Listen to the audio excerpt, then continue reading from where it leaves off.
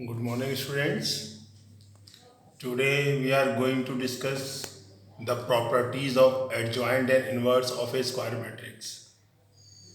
Yesterday we discussed four properties. Now this is the next. Theorem number 4. If A and B are invertible square matrices of the same order, then AB is also invertible and AB whole inverse equals to B inverse A inverse. Students, how can you prove this? A and B are invertible square matrices. A and B are invertible, so we can say A and B are non-singular also. When A and B are non-singular, so determinant of A is not equals to 0 and determinant of B also not equals to 0. So we can say determinant of A and B together cannot be equals to 0. We know that determinant of A into determinant of B equals to determinant of AB. So at the place of determinant of A into determinant of B, we can write determinant of AB not equals to 0. So AB is an invertible matrices. We know that, students, if determinant is not equals to 0, then the matrix is known as singular as well as it is invertible. So we have proved here determinant of AB not equals to 0. Therefore, AB is an invertible matrix. Now, students, we have to prove this part. AB whole inverse equals to B inverse A inverse.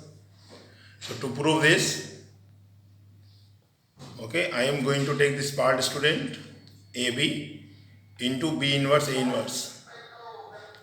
Now I am going to use here associative property. So B and B inverse I am going to take together. So A, B inverse, A inverse, AB, B inverse A inverse equals to A, B inverse equals to I. So at the place of B inverse we can write I, A inverse. So AI equals to A, student. Okay. So AI equals to A into A inverse equals to I. So this part we have proved AB into B inverse A inverse equals to I. Let us suppose this is 1.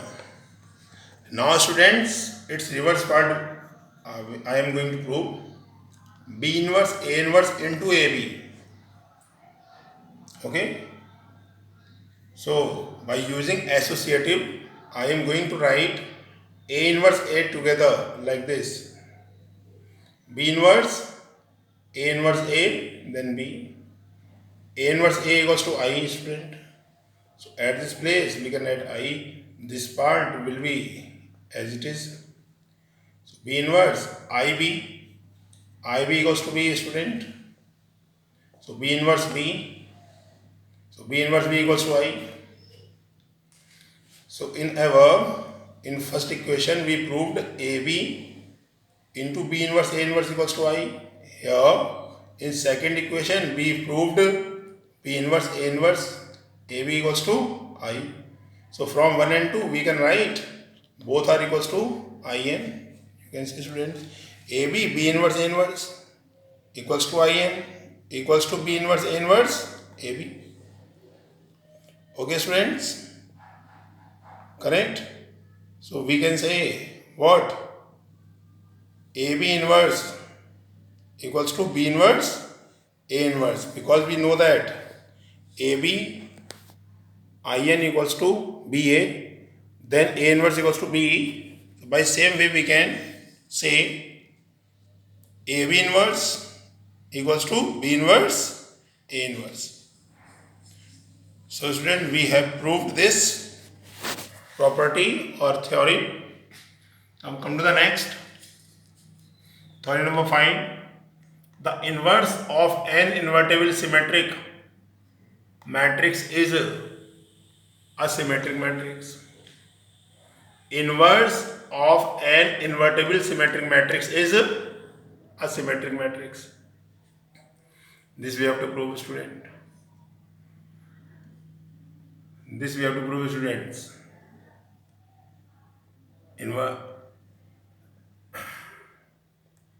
We have to prove A inverse is symmetric, student. Correct? Let A be an invertible matrix, student. It is also symmetric. So determinant of A is not equal to 0 because it is invertible. And it is symmetric also. So we can write A transpose equals to A. Student, yesterday we proved this property. A inverse transpose equals to A transpose inverse. Correct? But A transpose equals to A. So at this place we can write A. So A inverse transpose equals to A inverse. Okay. So means the transpose of A inverse equals to A inverse, student. It means A inverse is symmetric. Okay, students. Come to the next theorem. Theorem number 6. If A and B are non-singular square matrices of the same order, then adjoint of AB equals to adjoint B into adjoint A. Remember, students, this we have to prove. Adjoint of AB equals to adjoint B into adjoint A. Okay, not adjoint A into adjoint B. So how we can prove this? A and B are non-singular, students. So determinant of A is not equals to 0 and determinant of B also not equals to 0. Correct, students? And we know that determinant of AB equals to determinant of A into determinant of B. Okay? Students, we know that A into adjoint A equals to determinant of A into IN. Yesterday we proved this. So at the place of A, I am going to write AB, or at the place of A, I am going to write AB, student. So this property we can write like this: AB into adjoint AB equals to determinant of AB, IN. Here I replaced A by AB, student. Correct? Okay, this is equation number 1. Now, students, I am going to prove this part. AB into adjoint B, adjoint A. This value I am going to find out, students. So its value, how can you find out? I am going to use here associative property. B into adjoint B, I am going to take together A adjoint A outside. So now B into adjoint B equals to determinant of Bi. By using the same, if we write at the place of A, B, then B into adjoint B equals to determinant of Bi. So at this place we can write this. Correct, students? A into adjoint A will remain as it is. So this part will remain as it is, students. Now B is a number. Determinant of B is a number, students. So we can write outside A into IN. A into IN equals to A. A is matrix here, students. So A into IN, we can write A into adjoint A as it is. So A into adjoint A, determinant of A into IN. Correct? We have used this property again here, student. A into adjoint A equals to determinant of A, IN. So determinant of B and determinant of A, IN, AIN equals to A, student. So determinant of B and determinant of A, we can write determinant of A, determinant of B, IN. Because determinant of A and determinant of B both are number, students. So we can write like this. Okay. So at this place we can write determinant of AB, IN. Because determinant of A, determinant of B equals to determinant of AB. So we have proved AB into adjoint B adjoint A equals to determinant of AB in. So this is 2, this is 1. When we compare both of them, students, so AB in same. So we can say AB into adjoint AB equals to AB adjoint B into adjoint A. Now students, pre-multiplying both side by AB whole inverse. So AB whole inverse I have written this side also and this side also, student. Now I am going to use again associative, students. So AB whole inverse into AB I am going to take together.